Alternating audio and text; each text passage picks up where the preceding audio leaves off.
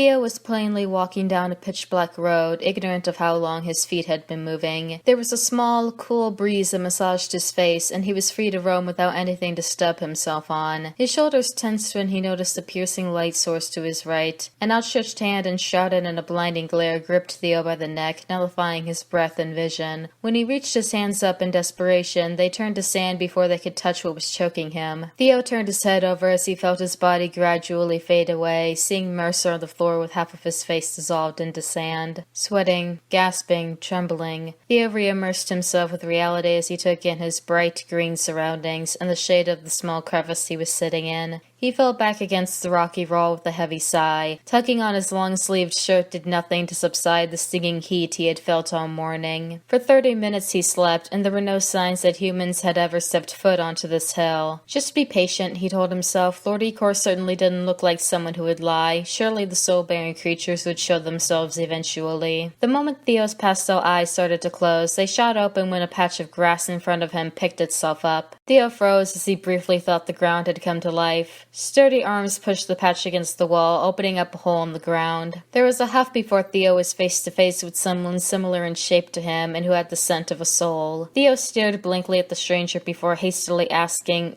Are you a human? In less than the time it took him to ask the question, Theo was pinned against the rugged floor. Intruder alert. Eep! Sweat covered Theo's brow as numerous humans surrounded him, bludgeons in their hands as several of them yelled at him not to move. He struggled to figure out what to say as he felt hands grabbing his arms and legs, slipping his muff and hood inside out. Nothing around could bruise him, and he could easily overpower them, but he soon found that he couldn't move a limb. When he managed to turn his head, he saw his bag being emptied. All that's in here are paint and river rocks. He doesn't have anything on him either. Theo opened his mouth, but his plea for them to stop didn't come. The scene wasn't something he saw in his routinely script, and he was unsure of what lines were expected. What's going on out here? Came a booming voice from the hole in the ground. The once vigorous humans surrounding Theo were now still, their backs straight. A man loomed over them as he approached the Reaper, the scent of his Emperor Penguin-designed soul burning his nostrils. Mr. Chambers, sir, answered the man restraining Theo before he held him up to face the bearded giant. We found this boy loitering outside Unavil City's entrance. He doesn't have anything dangerous on him, but it seems he's carrying a bag of river rocks and paint. Murky brown irises seemingly stared right through the Reaper, while a cold scowl was all it took to lock him still. This human was scarier than Mercer, Theo recognized as he thought only failure awaited him. What's your name, kid? Mr. Chambers prided, keeping a stony glare.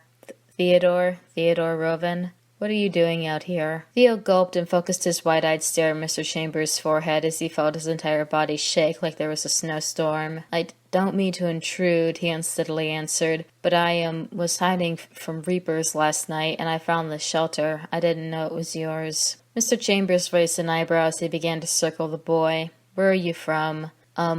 Harun City. Theo's breath caught in his throat as Mr. Chambers nearly pressed their foreheads together. Questions flew from the Goliath like breathing was a secondary thought. Why did you come here alone? How come you're not injured after traversing through that hell forest? Why do you look like you've never touched sunlight before in your life? Why are your eyes so pale? Do you have any family? How old are you? Why would you carry rocks through that forest? Why are you wearing a hood and pants in summer? Why do your clothes look so neat when you should have been running for your life out there in the night? Theo couldn't feel his limbs. His skin was as pale as a corpse.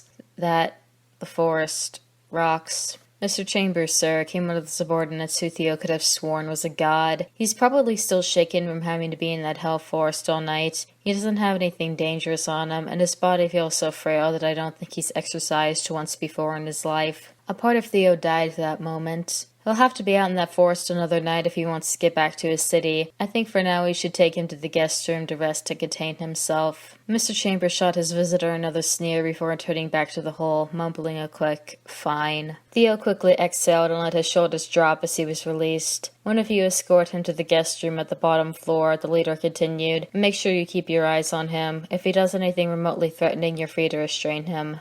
"Yes, sir." Mr. Chambers cleared his throat before turning back to Theo. "Excuse me, where are my manners? My name is Jason Chambers. I'm the mayor of Unavil City." Regaining his breath, the Reaper realized that Unavil City was the name of this den, and this human named Jason Chambers was the clan leader. One of the clan members approached Theo, holding his hand outward to the hole. "This way, sir. I will escort you to the guest room." Theo wrinkled his nose as he followed the human down the ladder into the hole. Now he was being referred to as Sir. He concluded that sir must have been the term for a male human. He stared upward as he considered what a human female would be referred to as. Gur. These ideas were put to a halt when he saw numerous souls underground. Along the walls were small glass orbs, which were hung by string over straightened and thin plates of wood that were moved aside to show holes in the wall that contained several humans of different shapes and sizes. Above the holes in the wall were ledges which had boulders in front of them that were pushed to the side, letting light cast onto the ground. Theo's widened eyes were moving all across his new environment. The many times he had flown by this enormous hill while on a hunt, he never would have assumed it was anything more than a place where food grew. It was as if he stepped into a new universe.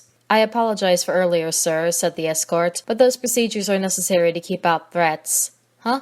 Oh, it's no trouble, sir." Theo's protruding optics were glued to his surroundings until he was led to the end of the road, where there was a large square-shaped entrance with a rope hanging from its ceiling. Theo tilted his head as he was led inside, wondering if they had arrived at what was called the guest room. His brows shut up and he leaned against the wall when he felt the ground sink beneath him. It appeared to be the result of the escort moving his hands down the rope. The entire room seemed to have gone underground until light could be seen from below, and another road with open spaces along the walls became visible. Unavil's visitor could only marvel at the experience for a handful of seconds before the process repeated several more times until eventually the workers stopped them in front of another open road.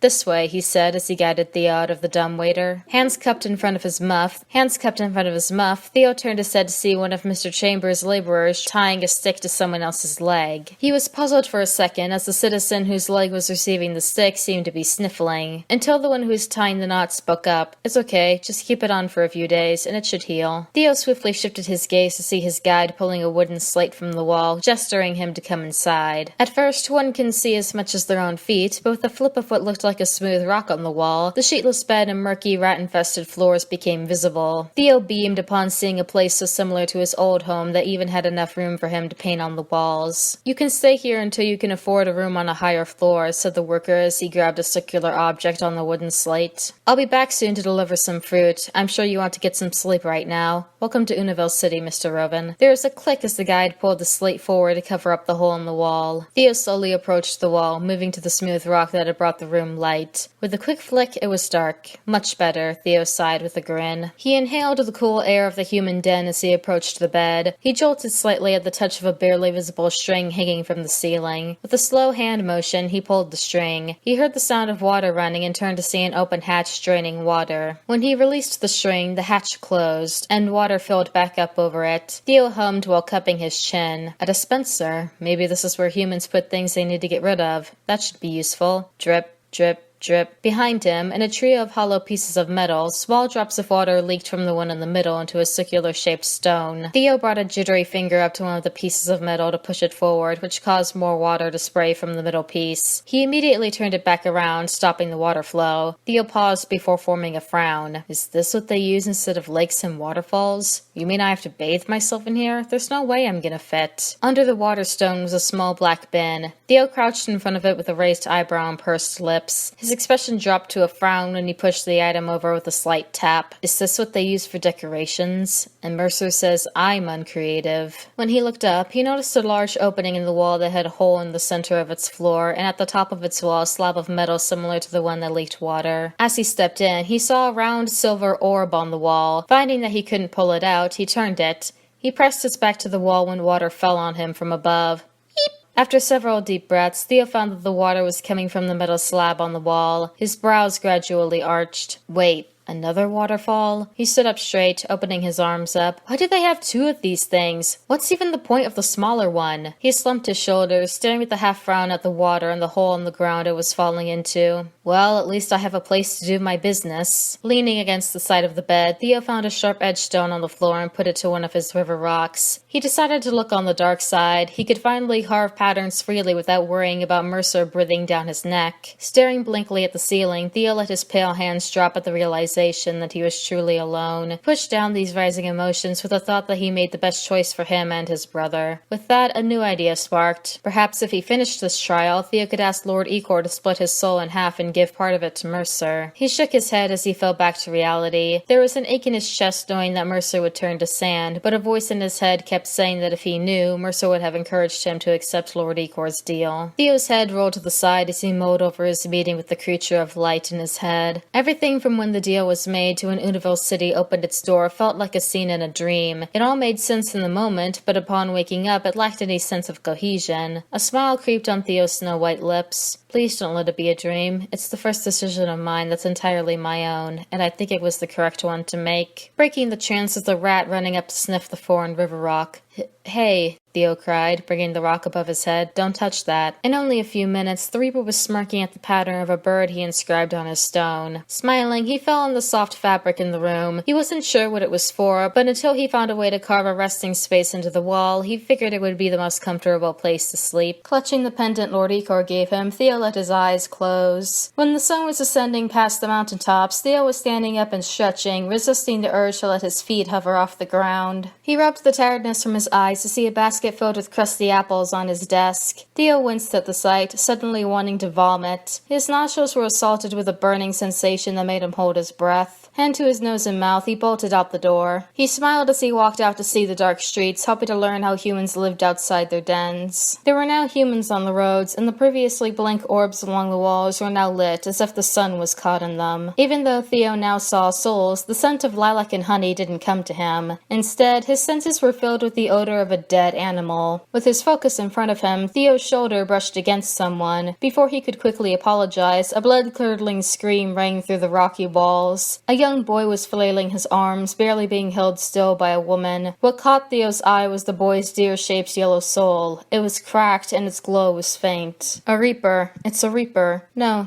it's not, said the woman. See, he's human, like you and me. Those eyes. Look at his eyes, the boy cried. It's like the one I saw. Workers stepped in front of the two, pulling them away from Theo. Take it easy, one uttered. We made sure everything is locked. Lines formed on the caretaker's forehead as she turned to the worker, her nose starting to run as she raised her voice. You were there. You heard us all screaming. Why did you keep the door shut, leaving us to find shelter all night? You did this to us. Careful, miss, the worker retorted, staring at her feet. You'll hurt yourself. I told you not to walk for a few days, didn't I? Theo looked down at the woman's legs. His eyes widened when he saw that she was only standing on one, keeping the other one that was straight with the branch tightly wrapped around it, slightly elevated. Paid them no mind, one of the workers whispered to Theo. They're immigrants to this city like you. Even though they managed to escape, the sight of your father becoming a victim is one that leaves a mark on your mind. Theo's breath caught in his throat as he snapped his head back to the wailing civilians who had turned to lean on each other. Words caught in his throat. He could only mouth, I'm sorry, in their direction. As his moist eyes watched them exit the scene, his blurry vision broadened to the rest of the floor. Two men had begun bashing their arms in each other's heads over a bruised apple, continuously swinging at each other until they were restrained by Mr. Chambers' men. Theo felt his stomach churn. Every time he drained a human of their immortal soul, the thought of how they lived beforehand never once crossed his mind. Stop it, both of you, came a familiar earth-rattling yell. With a presence stronger than that of a Reaper, Mr. Chambers marched onto the scene. If you're so eager to die, I can throw you to the Reapers. Why don't you? Retorted one of the aggressors. With how you run this city, it seems you already want to kill us. Mr. Chambers opened his mouth in a scowl to speak, but only turned to walk past the two. Behave yourselves, he said. Another harvest will be made soon. Did it only ever matter to you when Veronica died? An icy glare was briefly shot at the man, but nothing followed. The mayor stopped in his tracks when he noticed a stone-still Theo out of his door. His frown deepening, he closed in on his visitor to where their feet were almost touching. What are you doing out here so late, Rovan? Three other workers surrounded them, their hands over their bludgeons. Theo's teeth started chattering from the feeling that the stony stairs down his neck could read his mind. I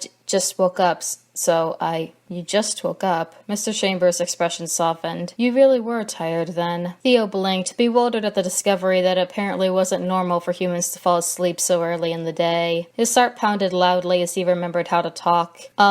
Yes, I was so tired I fell asleep, and I woke up now. Mr. Chambers put his hands behind his back as he turned to leave. If you want to look around at night, you can, however all of the shops are closing. Of course, Theo hastily replied as he reached back to his door, keeping his eyes on the taller man. Thanks for the food, by the way. With a quick swing of the door, he was back in his dark room. He looked back at the basket of apples, cringing at the memory of Mercer telling him that eating food felt like it would make his tongue fall off. The images that Theo had witnessed outside seemed to possess his body as he firmly grabbed one of the apples. Clutching his eyes shut, he bit into it, then swallowed without giving himself a chance to think. His stomach felt like it was being slowly ripped apart from the inside as his eyes rolled back in his skull. He fell on the floor, choking and gagging as his throat burned. It was a minute before he felt his body begin to cool, although he still felt a building urge to vomit. "This is what humans eat?" he asked him between gasps and wheezes. Looking back at the apple with a frown, Theo's grip tightened on it. He sat up, staring at it. "All right then. If this is how humans live, then it's how I'll live."